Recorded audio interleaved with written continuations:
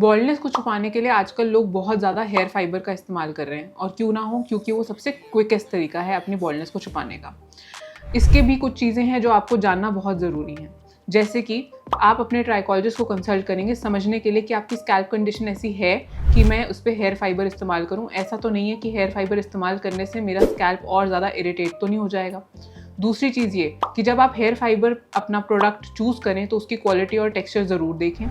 तीसरी चीज़ ये है कि जब आप हेयर फाइबर इस्तेमाल करते हैं तो आपको एक ड्राई और क्लीन स्कैल्प पे अपने हेयर फाइबर इस्तेमाल करना है।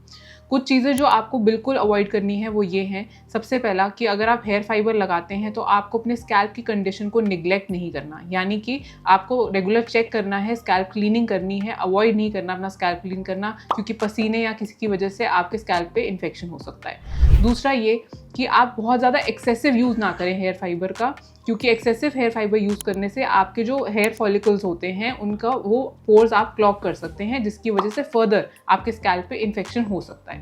तीसरी चीज़ ये है, अगर आपको लगता है कि मेरा वो बॉल्डनेस की स्टेज है वो प्रोग्रेसिव होती जा रही है, तो आपको अपने ट्राइकोलॉजिस्ट या डर्मेटोलॉजिस्ट से पूछना ज़रूरी है कि क्या इसमें भी मैं हेयर फाइबर से ही काम चला सकता हूँ या मुझे कोई परमानेंट सोल्यूशन की ज़रूरत है, जैसे कि हेयर ट्रांसप्लांट। क्योंकि अगर आप बहुत ज़्यादा बॉल्डनेस है, यानी कि ग्रेड 3 से 4 में जाना है, 4 से 5 में जाना है, तो डेफिनेटली आपके हेयर फाइबर का इस्तेमाल भी बहुत ज़्यादा होता जाएगा, which is not a good thing. And इसीलिए आपको एक परमानेंट सोल्यूशन जैसे कि हेयर ट्रांसप्लांट जैसे ऑप्शन का ऑप्ट करना ज़रूरी है।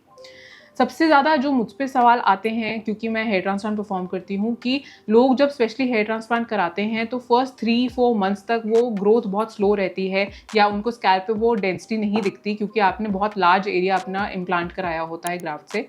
तो उसको छुपाने के लिए वो पूछते हैं कि क्या मैं शुरुआत में हेयर फाइबर का इस्तेमाल कर सकता हूँ।